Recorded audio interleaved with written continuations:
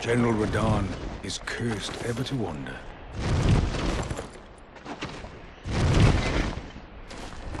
Eaten from the inside by Melania's scarlet rot, his wits are long gone.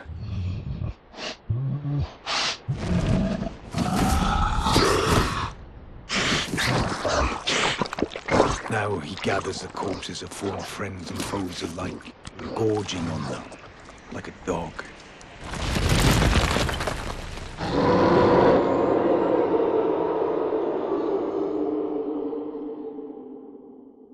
Howling at the sky.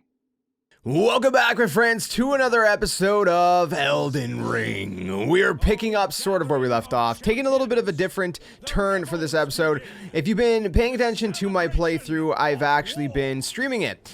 This one, you can also tell, is a little bit of a shorter episode, and that is because I accidentally fought a boss that I thought was more of a side boss. I didn't realize it was actually one of the main bosses, which is General, I think, RADAHN is how you pronounce it. But I did record the gameplay. I don't know why, but I decided to record the gameplay just in case. So I'm going to overdub this. We're going to talk about it, and this is going to be a little bit of a shorter episode. So this is going to be one of our kind of episodes or parts. If you tune into the last one, you've seen that I was trying to defeat Margot, or whatever his name was, painfully so. Again, we did these as live streams, and we're going to continue this as a live playthrough. The reason I went to go do this one first is because I actually, I was trying to unlock a certain area, and in this area that I was trying to unlock, I think it's like the Eternal City or something. Apparently there's a certain summon that you can get there that I wanted to use to hopefully help me against Margot, or whatever his name was, for when we do stream again and do the next episode. So that's what I was doing, but I heard that you have to defeat this boss first, and because it wasn't a full-blown dungeon, it's basically just walk into this castle, which is kind of like towards the bottom right of Khalid, or how you pronounce it. You just walk in and you talk to some people, and then you basically just, you get access to this back area. You go through the teleporter here, and the boss fight begins. Now, you're going to see I did things a little differently. So I'm going to go through the teleporter, but I'm going to cut to obviously the take that I actually succeeded, and I'm going to explain exactly what I ended up doing. So basically, when I went over to the other side, I figured out very quickly that there's these areas around. You're going to see like these white flags. See where you can see them kind of, they're like ghostly flags. And if you walk up to these areas, these are actually summons. I thought these were just messages that people were laying down there. But there's summons of different kinds of AI. So what I did is I actually also summoned a co-op person. I figured, hey, if we're going to be summoning an army with us, we might as well summon a real person. So you can actually see there's a real person there with me as well. I had taken an attempt with a real person before this, and we got their health down to like the boss's health down to a sliver, and then I died. So this time I'm like, I'm gonna play a little bit more careful, and yeah, that sucks. His moves really suck from long range. So you want to get those summons in as fast as humanly possible, because he's gonna shoot those powerful purple arrows. You've seen him kind of shooting at me at the very beginning, and then those kind of things when you get a little bit closer to him. It's like I don't even know what it is. Like a bunch of spears or arrows just kind of falling on you, and it's really hard to kind of avoid that one. But if you go from all these different flags, some of them I noticed don't have summons. I also noticed once your summons die, that it seems like some of them actually respawn. So if you go back to these flags, if you just keep kind of circling around, you can kind of respawn some different summons and whatnot. I don't know how powerful they are in and of themselves, because obviously you can see that the health of the boss is going down pretty fast. I'm not sure if that's the real person that I summoned or if that's the AI. I know that when I tried it just with the AI, they weren't doing that much damage, but I think the combination is pretty good between it all. So I thought, you know what, for this kind of boss, there's no shame in summoning a real person. If you're going to be summoning AI anyway as part of the fight, let's just make it even more interesting and summon a real person. So I would suggest doing that. It'd make your life a whole lot easier, and you can basically just kind of cheese it in that way. Now, if the person you summon dies, nothing happens, right? They die, and obviously they can't fight. But if you die, the battle ends, and that's why I was like playing it cautious. I was just kind of for the first part. I ended up going a little bit closer towards the end, but for the first part, I was just kind of running around trying to summon these AI, not enemies, but teammates rather. Because the whole idea I guess about this, as you probably may have got a little bit from the intro, is that the General RADAHN or whatever, he basically, I guess, went mad and he turned on his own people, and so they're all trying to wage war against him, and they need your help. That's kind of the story, from what I understand. Anyways, I could be getting that a little bit wrong. I'm kind of paraphrasing, obviously, but so that's why you can summon these kind of AI, and that's why they're there to wage war against General RADAHN with you.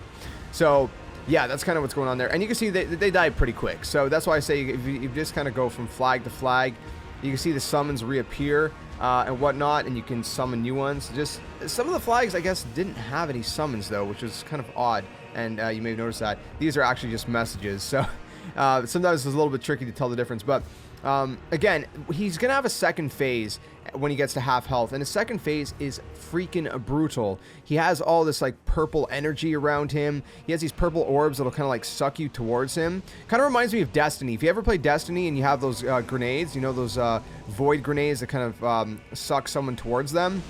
If you ever played that game, then it's similar to how that works. Besides that, he packs a huge punch, man. It is very difficult to get a hit in if you're a melee warrior like I am. You know, I don't mean warrior as in warrior class. I'm vagabond. I just mean like a character is what I meant to say. So again, I'm just playing it very safe, waiting for the AI and my summoned co-op partner here to help get it a little bit low. At this point, you're gonna actually see the purple orb right there. Those purple orbs are gonna come towards me, and right there it kind of pulls me towards the boss, which is really annoying. And right there you can see how his purple energy is super powerful. So again, you want to be very cautious. It's kind of funny that I'm doing this more of a tutorial style rather than a let's play style, since that's kind of what this is a let's play. But you know what, I thought since this is a little bit of a different episode, let's make this a little bit more of a, hey, this is how I defeated the boss, this is how I accomplished you know, the fight. And again, I didn't do a lot. I just kept summoning different AI. And at this point, his health is low. And the reason I'm playing it so cautious is because that other run I told you about. Oh, by the way, he's going to go into like the sky and shoot down like a meteor at some point like he just did. So be wary of that as well. The second phase is very intimidating. And again, he's a very powerful foe. But very easy if you just summon someone and, you know, kind of play it safe. You can destroy him pretty quickly, but getting in close enough. See right here, I'm hesitating because again, that other run, his health was about this much, and he just like quickly shot, like not shot, but swung at me a couple times, and I was dead, and it was very sad. So right there, I got the last hit in. We defeated him. I did at least a little bit of something. I got a couple hits in at the very end, and you're gonna get to the runes and whatnot, and yeah, that was great. That was amazing. So after that, we're gonna get a little bit of cutscene. So let's watch the cutscene together. And I don't really fully understand what's going on, but it's like a meteor shower or something. I'm gonna be quiet a little bit when there's actual dialogue. But yeah, it's weird. It's just like a huge shower of meteors, and I don't fully understand what's going on here. If anyone else does, please let me know in the comment section below. It looks beautiful, and then there's a big laser. I don't know what that laser is. It reminded me of like when you get one of the divine beasts in Breath of the Wild and a laser is pointing at the final boss. I don't know if that's what that does or something. Probably not. It's probably not the same at all. But it looks cool. I mean, it looks cool. The cutscenes in this game, I love when I trigger them because they're so freaking cool, man. I love them so much. Anyways, we're gonna have a quick little loading screen here, and then we're gonna go into the very ending. So at this point, I was kind of like, hey, what do I do? Well, if you look around, there's that guy, the wolf man, I forget his name, right there, and there's also a site of grace. So I'm gonna go ahead and I'm gonna activate that site of grace. Of course, we got a fast travel spot. I don't know if there's anything else around here to really that's really worth exploring. Let's go talk to him real quick. The glory of the clash is shared. And did you see that afterwards? Yeah, he's impressed. Right before our eyes. It was beautiful. Look at that tree. I actually skipped that, my bad. Yeah, see, Nokron. So Nokron... Oh. Okay. So Nokron, I think that's the place that they call the Eternal City. I don't know if there's any story related stuff there. I'm trying to go there probably after this video goes up to get a summon. It's the Mimic summon. I don't know if that's the best summon to get or not, but I heard it's really good. So I was going to try to use that against Margot or whatever his name is in the capital city or whatever. But anyways, that's a little bit of a shorter episode. As General RADAHN boss fight. Again, there's not much of a dungeon. You just kind of go to that castle and you get about like 60,000 runes or something. I did have a golden scarab, so I was gonna end the video there, but I decided, you know what, since I told you guys why I defeated General whatever his name is, RADAHN or whatever, I'll show you guys exactly what summon I'm actually trying to get. So I headed over to the Eternal City, and there's gonna be a boss fight here, which is a very interesting boss fight, so do be wary of spoilers. I mean, this is kind of more of a playthrough style, so if you're still here, then that assumes you don't mind spoilers, because this is pretty big. Okay, it's a pretty interesting fight, and then I'll show you guys where I got the summon. So again, this is coming directly from the spirit or site of grace, excuse me, site of grace that is called the Eternal City. You just got to make your way down here, and basically this whole cavern opens up because a meteor crashes into the earth once you beat General whatever his name is. But you can see that this boss is you. It is a mimic of you. So whatever gear you have on going into this is the exact gear that the boss is going to have. It's called Mimic Tier. So if you take off all your gear, you're basically going to be fist fighting this character. And if you have a summon like I have the wolves out right now, you can actually use that to your advantage. So you can go in without any gear, with no weapons or anything, and then just use some summons to basically destroy it. Now obviously I went in with my gear, so you'll see an entire kind of fight, how it is to fight exactly, you know, with my build personally. But a very, very interesting boss fight. Again, if you want to know how to get into this area, you basically go kind of like from, I think it's Fort, gosh, what is it called again? Basically, there's a bunch of guides online. This is not meant to be a guide, more like kind of a playthrough and show you guys the actual, you know, the actual fights and whatnot. But I'll look that up right now as we fight through this, because I am overdubbing this, of course, like I said, and whatnot. But again, this boss fight's super freaking cool, man. So again, you got to defeat General RADAHN first, like I said, and then once you do that, you can actually head over to Fort Height, H-A-I-G-H-T. It's kind of like to like the, I guess, sort of like west, but like the slightly southwest area of the starting area. And if you head around over there, that's where you're gonna see basically in the sky. There's gonna be a bunch of like rocks kind of hovering above it, and if you just kind of go over the cliff, you'll see a big giant hole. And if you go down there, you'll eventually get to the Eternal City. Like this. Anyway, so from here, you can see I got another site of grace, and I might as well just show you guys exactly the path from this location, from this boss fight, how to get this this summon, because this summon is pretty freaking cool. It is worth noting, different summons, there's different kinds of summons, obviously. Different summons require different materials to upgrade them, and the materials that you'll find upgrade this summon is going to be the Mimic summon, which is gonna, it basically summons a version of yourself, a clone of yourself, which is really cool, and I'll show you guys a little bit what that looks like in a second. But yeah, so the material that you need to upgrade this one, you're going to find down here in the Eternal City. Again, there's a bunch of guides for it. I think it's called Ghost something. It's like these plants, and they're readily available, and whatnot. Anyway, just go by here. What I'm going to do is I'm actually going to stop right here real quick just to kind of get this site of grace. And then we're going to do a little bit of traversing. You got to do a little bit of parkour from the rooftops and whatnot. So we're going to go actually down here.